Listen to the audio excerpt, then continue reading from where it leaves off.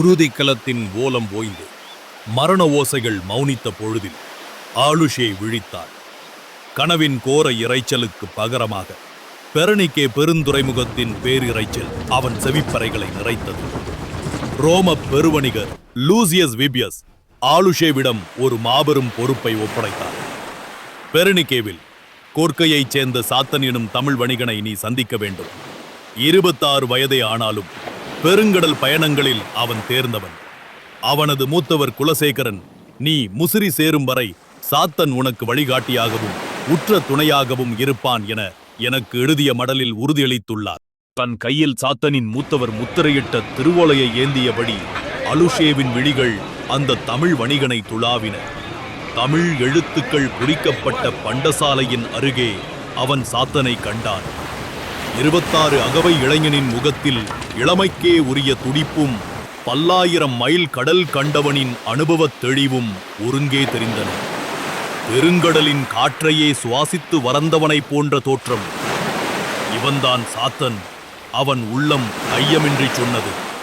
அவனை அணுகித்தான் பயின்ற சற்றே யவனச்சாயல் அடித்த தமிழில் பணிவுடன் வினவினான், ஐயா, தாங்கள்தாமோ சாத்தன்? யவனர்களோடு பழகியதில் சாத்தன் பெரும் தேர்ச்சி பெற்றிருந்தான். அவன் தன் இலத்தீன் கலந்த கிரேக்க மொழியில் பதிலுரைத்தான். ஆ ரொமானுஸ் அலுஷே ஈத்தா. சாத்தன், கலோசீர்தேஸ், எம் மூத்தவர் உன்னை பற்றி முன்னரே தெரிவித்திருந்தார். அவனிடமிருந்து அந்த திருவோலையை வாங்கி படித்தவன் நிமிர்ந்து அவனை நேராக பார்த்து வினவினான், பயணத்திற்கு ஆயத்தமா? தங்கள் வழிகாட்டுதலுக்கு என் உளமார்ந்த நன்றி சாத்தரே. என் நாவாய் பயணத்திற்கு ஆயத்தமாக நிற்கிறது. சாத்தன் அவனை ஆழமாகப் பார்த்து தலையசைத்தான். அந்த மாபெரும் நாவாய் நீலக்கடலின் மீது மிதந்தது.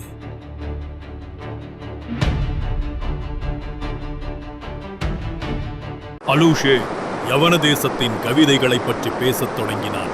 சாத்தன் இதழோரம் படர்ந்த மெல்லிய புன்னகையுடன், எம் பாண்டிய பெருநாட்டில் கவிப்புலவர்கள் கூடும் 3ஆம் சங்கம் தற்பொழுது நடைபெறுகிறது. அங்கே என்றும் அழியா உயர் செவ்வியல் இலக்கியங்கள் உயிர் பெறுகின்றன. அலுஷே, 3ஆம் சங்கமா? சாத்தன், ஆம், 3000 ஆண்டுகளுக்கு பிறகு. அலுஷே விழிகள் வியப்பில் விரிய, 3000 ஆண்டுகளா? ஆம் யவனனே, அந்நாளில் எம் மூதாதையர் மாபெரும் குமரிக்கண்டத்தை அரசாண்டனர். அவர் தம் புகழ் வானம் தொட்டு நின்றது. அறத்தின் பொருட்டு வானவரையும் எதிர்த்து நின்றனர். சிலமுற்ற இறைவன் தன் வேலை எறிய எழுந்த ஆழிப்பேரலையோ எம் நிலத்தை முற்றும் விழுங்கியது.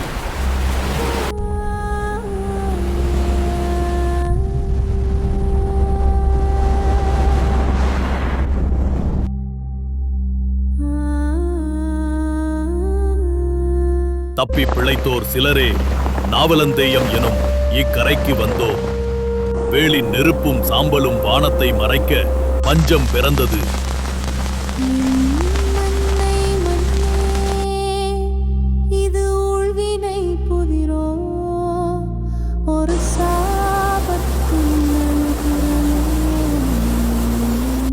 அப்போதும் நாங்கள் அழியவில்லை.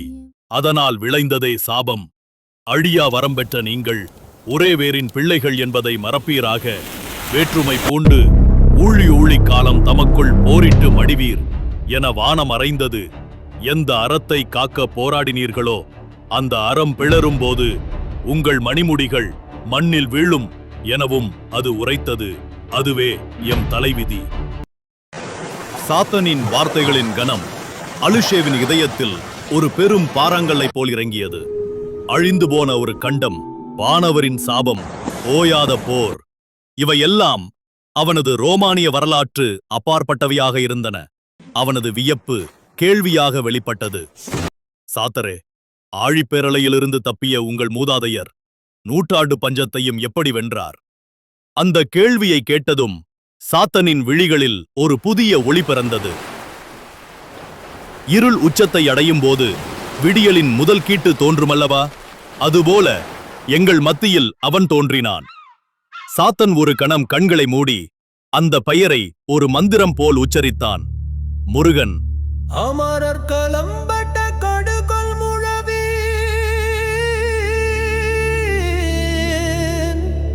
விரல் கெடு கொற்றவை தந்த சிறுவ நினம் படு குருதி செங்களமாடும் அணங்குரு வேலா நின்னடியினை சரண